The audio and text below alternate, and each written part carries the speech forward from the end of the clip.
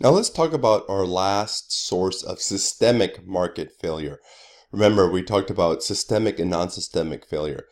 Systemic failure is when the market fails to produce efficient outcomes, and that could be due to public goods or externalities. Well, the third source of systemic failure, market power. The market may fail when the response to price signals is flawed rather than the signals themselves. When a firm has market power, it has the ability to alter the market price of a good or service. What that means is when you look at the market price of a good, when you look at market supply and market demand,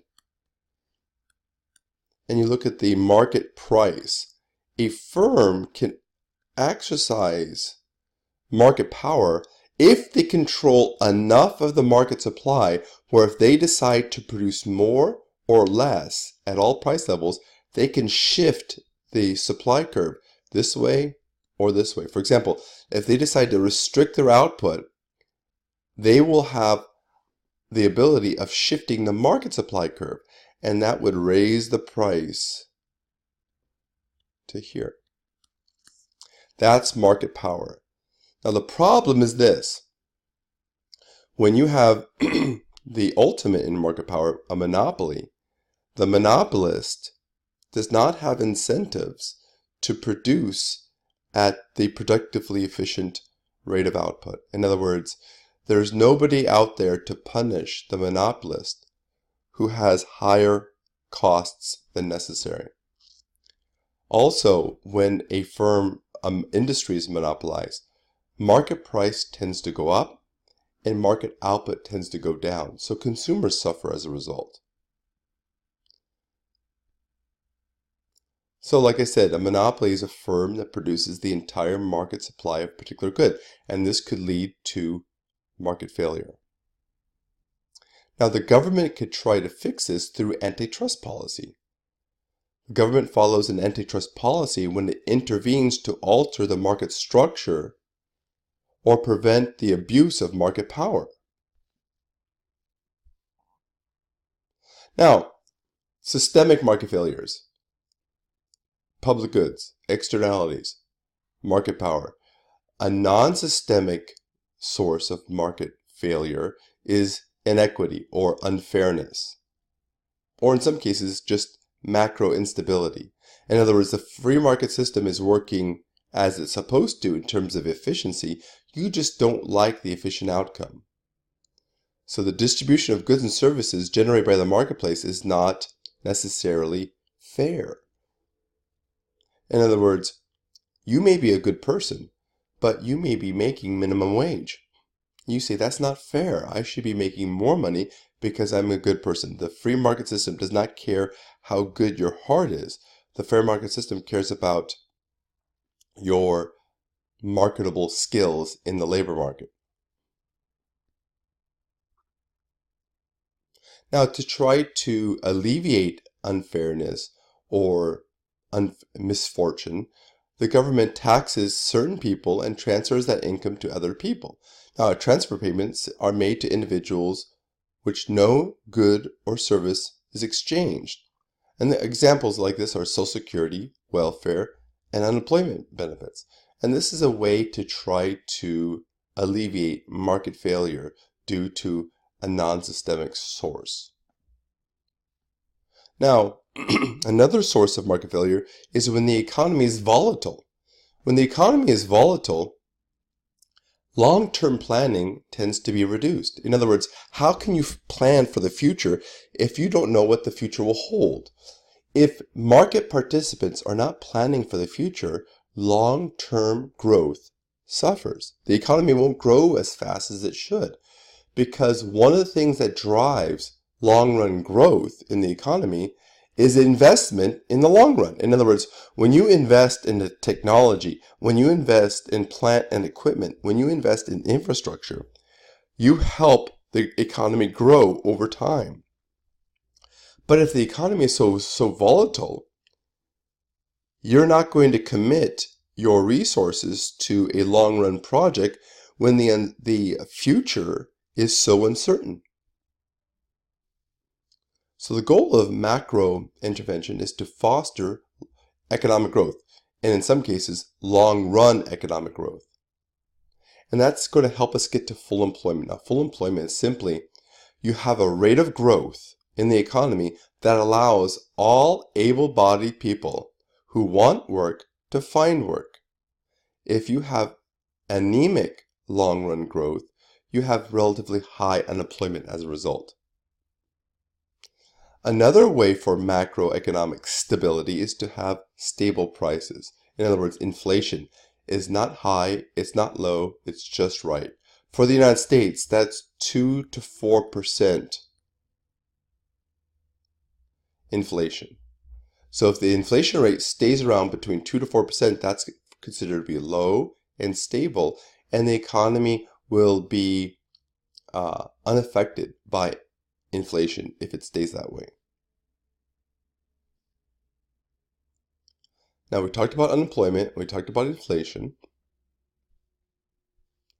Now, what we've done here is we've established the premise for why the government would be involved in the economy in the first place, to try to fix market failure. And let's look at the size of the government over time. For the federal government, the size of the government was relatively small. In 1902, it employed only 350,000 people and spent about $650 million. Well, fast forward to 2014, at the federal level, 4 million people are employed, and the government, U.S. government, spent $3.7 trillion. Total government employment, that's state, federal, and local, employed 23 million people. So the government sector is the largest employer in the U.S. economy. Now, although the absolute size of the government has grown, the relative size has not. What does that mean? Well, think about this. Think about the size of the economy as a bar chart. If the size of the economy is this big, and the government's relative size is this big, if the government size doubles, but the economy also doubles, the relative size of the government sector to the overall economy is roughly the same proportion as it is here. So this is the relative size rather than absolute size. It has increased, but the relative size has not, and that's been the case in the United States. Now let's look at the relative size of the economy in different countries. Japan has a relatively small government sector, roughly 7% of the overall economy. United States, roughly twice as much, but look at Israel. A third of all economic activity is dedicated for the government. Now, virtually all of the growth in the federal government in the United States, the federal government spending, has come from an increase in income transfers, transferring income from one person to another person. Now take a look at this. The green line, that's overall government spending. The blue line is state and local government spending as a percentage of the economy, and that's federal government spending as the percentage of the economy. And you could see in the 1940s we had this spike in the overall size of the economy. That's because of the mobilization for World War II. And you saw another spike for the Korean War. But after that, you see a stabilization in the overall size of the economy as a percentage of the overall economy. So you could see we have a high of about 25%, a low of about 15%, and the overall size of the government sector as a percentage of the economy has remained relatively stable. Now take a look at state and local spending, this blue line. Do you see how it passed federal spending roughly around 1966? So we spend more on state and local than we do on federal. So in the mid-1960s, state and local government spending caught up with federal spending, as we saw in the last graph, right? Today, state and local governments buy much more output than the federal government and employ 4 times as many people. Now, where does the state and local spend their money? You can see at the state level, most of the spending is for welfare payments. Education is about 21%. What about local? Well, most of the spending is for education. So you could see that states spends their money in different proportions as the local does.